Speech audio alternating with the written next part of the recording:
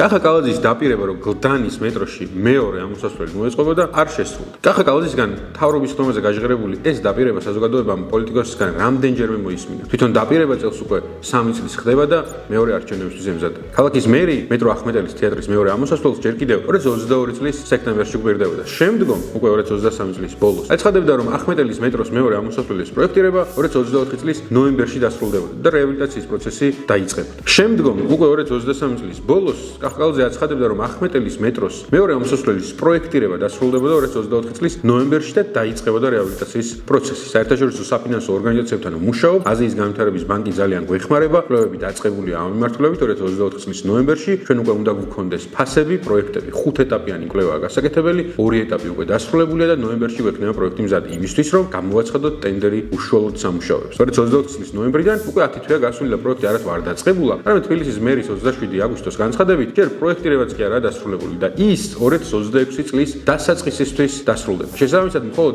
ამის შემდეგ დაიწყება რეაბილიტაციის პროცესი, რომლის დასრულების დაანონსებაც ჩემი პირადი გამოთვლებით მომდევნო საპარლამენტო არჩევნების თარიღსაც დაემთხვევა. შესაბამისად, კახა კალაძის დაპირება არ შესრულდა, ამ ტემპით მეორე ამოსასვლელის მოწყობის დაპირება 2028 წლის მომდევნო საპარლამენტო არჩევნებზეც შეიძლება გამოდგეს. უფრო მეტი დეტალი შეგიძლიათ ნახოთ ჩვენ სტატიაში, მანამდე გამოიწერეთ ეს არხი და დაელოდეთ სხვა გადამოწმებულ ფაქტებს.